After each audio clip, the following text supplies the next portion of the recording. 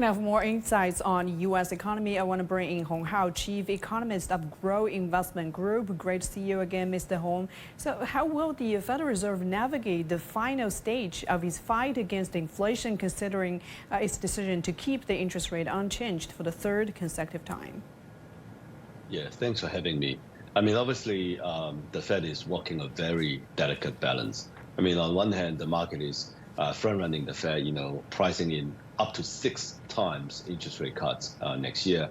But then I think, Powell is fighting back, but is not able to manage the expectations. So as a result, the market is up strongly with a very strong momentum carrying into the Christmas season.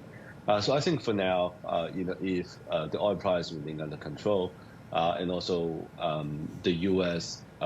Food price doesn't increase substantially, then there are reasons to believe that in the coming months, the CPI, especially the core CPI, will continue to trend down because the rent costs are coming down because of base effect.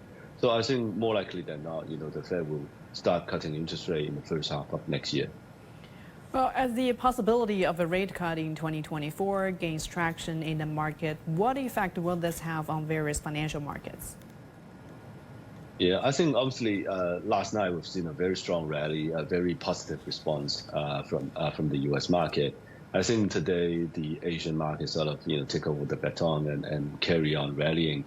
I think Hong Kong fared reasonably well today, and I think China is still trying to digest a whole set of economic numbers and also important messages from our economic work conference. So I think as a result, the reaction in the Chinese market is somewhat muted. Well, what implications will the Federal Reserve's policy shift have on emerging markets, specifically on China? Yeah, I think historically, a Fed that is pausing and even lowering interest rate will tend to result in a very weak U.S. dollars. And because the Chinese yuan's major dealing opponent is the U.S. dollars. So I think as a result, the pressure on the Chinese yuan should alleviate, because the interest rate differential between the two countries is starting to narrow.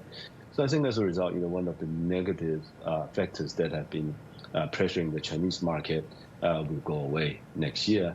So, naturally you would expect a stronger market going up from here. So I think right now the market is not fully appreciating these factors just yet. Because the market is still obsessed, with the property sector and all that. But I think in general, a weaker U.S. dollars is positive for the emerging market, and China being the largest component of the emerging market should fare very well next year. So in light of all these positive signals, in your opinion, what are the key factors contributing to the resilience of the U.S. economy in 2023 despite elevated interest rate levels? And what is the outlook for 2024?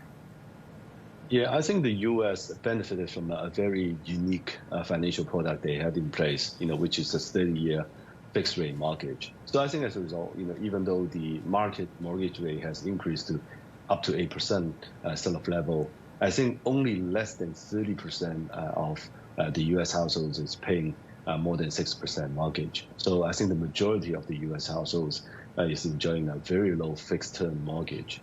So I think as a result, despite the Fed hiking interest rate, the households is actually enjoying higher income, higher interest rate income, from many of the money market funds and deposit products that they have. So I think as a result, the spending power is up, and therefore consumption is very strong.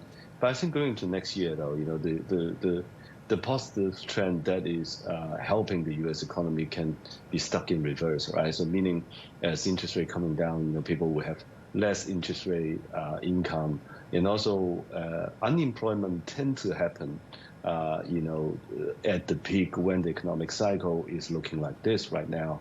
So, people were, sort of linear extrapolating that the U.S. employment situation will remain strong.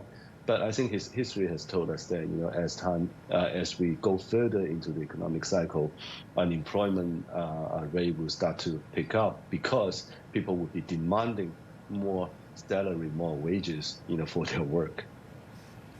Well, thank you so much for your insights. We appreciated that. And that was Hong Hao, Chief Economist of the Grow Investment Group for us.